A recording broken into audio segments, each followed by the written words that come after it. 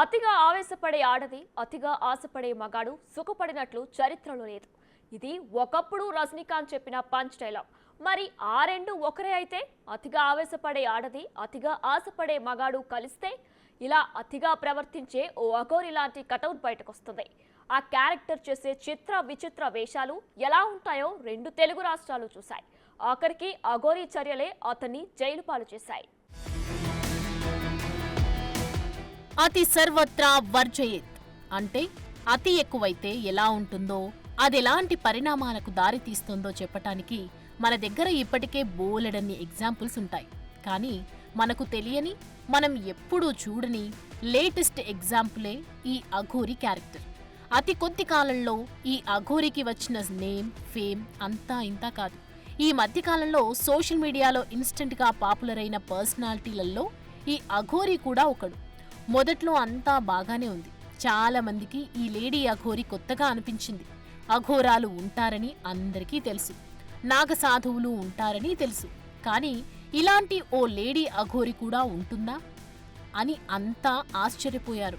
అతని వేషం చూశాక, అతను చేసే చర్యల గురించి తెలిసాక అందరిలోనూ ఈ అఘోరి గురించి తెలుసుకోవాలనే ఆసక్తి కలిగింది. శవాలను తింటానని, శ్మశానంలోనే పడుకుంటానని, ధర్మస్థాపన చేస్తానని, సనాతన ధర్మాన్ని రక్షిస్తానని ఇలా బోలెడు కబుర్లు చెప్పింది. మొదట్లో ఈ వ్యవహారమంతా బాగానే నడిచింది. చాలా మంది అఘోరిని ఓ దేవతలా చూశారు. అంతే భక్తితో మెలిగారు కూడా. ఎంతగానో గౌరవించారు. ఎక్కడికి వెళితే అక్కడ దండాలు పెట్టారు. కానీ ఆ గౌరవాన్ని ఎక్కువ రోజులు నిలుపుకోలేకపోయింది అఘోరి. ఎంత వేగంగా ఫేమ్ చూసిందో అంతే వేగంగా పాతాళానికి పడిపోయింది. లేడీ అఘోరి అలియాస్ శ్రీనివాస్పై మోసం కేసు నమోదైంది. నగ్న పూజల పేరుతో ఓ మహిళ నుంచి 10 లక్షలు వసూలు చేసి మోసం చేసినట్లుగా ఫిర్యాదు వచ్చింది. డబ్బులు తిరిగి అడిగినందుకు బెదిరింపులకు పాల్పడ్డాడనే ఆరోపణలున్నాయి.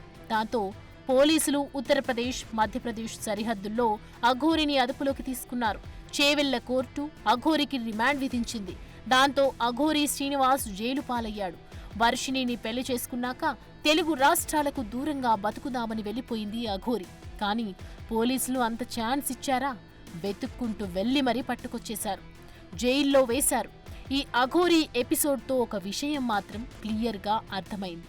అతిగా మతిపోయి ప్రవర్తించే అఘోరి అయినా చట్టానికి అతీతం కాదని తేలిపోయింది. ఆధ్యాత్మికతను అడ్డుపెట్టుకుని అఘోరి ఎంత అతి చేయాలో అంత చేసింది. ధర్మస్థాపన అంటూ ఆగమాగం చేసింది. పూజల పేరుతో తనని నమ్మిన వాళ్లను మోసం చేసిందనే ఆరోపణలున్నాయి.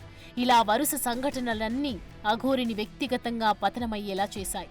ముఖ్యంగా అఘోరి చర్యలు ఆధ్యాత్మిక గురువులు, అఘోరిలపై సమాజంలో ఉన్న నమ్మకాన్ని దెబ్బతీసేలా ఉన్నాయి. అవన్నీ ఆమె ప్రతిష్ఠతను, నమ్మకాన్ని కోల్పోయేలా చేశాయి. జనంలోనూ అఘోరి పట్ల విరక్తి వచ్చేసింది. మొదట్లో భక్తితో చూసిన వాళ్లే ఇప్పుడు చీదరించుకుంటున్నారు. ఇలా ఉన్నావేంట్రా బాబు అని నిట్టూరుస్తున్నారు.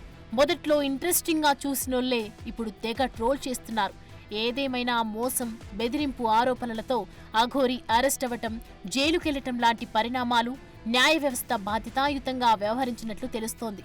అఘోరి కేసు సనాతన ధర్మం పేరు చెప్పి ఆధ్యాత్మిక దుర్వినియోగం చేసే వారిపై చట్టం కఠినంగా వ్యవహరించగలదని రుజువు చేసింది. ప్రతిదానికి ఓ లిమిట్ ఉంటుంది. లిమిట్ క్రాస్ అయితే తర్వాత వచ్చే పరిణామాలు కూడా అదే స్థాయిలో ఉంటాయి. సనాతన ధర్మస్థాపన అంటూ దుకాణం మొదలుపెట్టిన అఘోరి తర్వాత ట్రాక్ తప్పాడు. అమ్మాయిల వెంట పడ్డాడు. ప్రేమన్నాడు, పెళ్ళన్నాడు, అసలు తెలుగు రాష్ట్రాలకే రానన్నాడు. కానీ సీన్ కట్ చేస్తే అరెస్ట్ అయి జైల్లో ఉన్నాడు. ఈ పత్రం ఇక్కడతో ఆగుతుందా? అఘోరి ఎపిసోడ్ నుంచి నేర్చుకోవాల్సింది ఏమిటి? అఘోరి ఒకప్పుడు గాడ్ మెటీరియల్, ఇప్పుడదే కటౌట్ ట్రోల్ మెటీరియల్.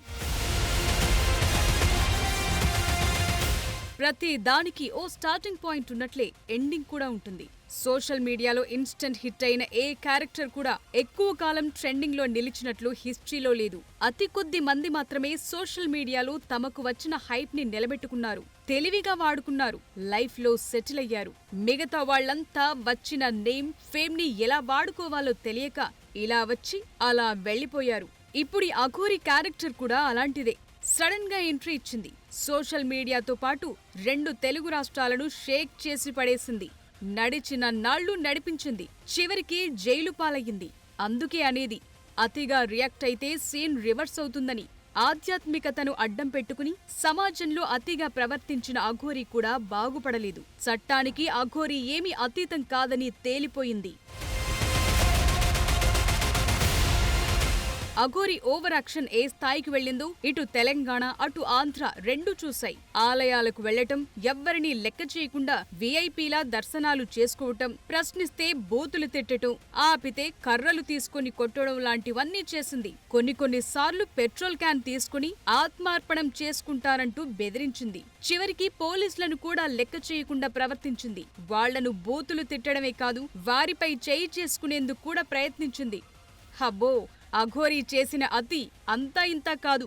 ఆమె చర్యలు, ఆర్థిక లావాదేవీలు, జనంలో అతి ప్రవర్తన లాంటివన్నీ ఆమె పతనానికి దారితీశాయి. ఇదంతా ఒకెత్తైతే అఘోరి శ్రీనివాస్ ప్రేమ వ్యవహారం మరో ఎత్తు.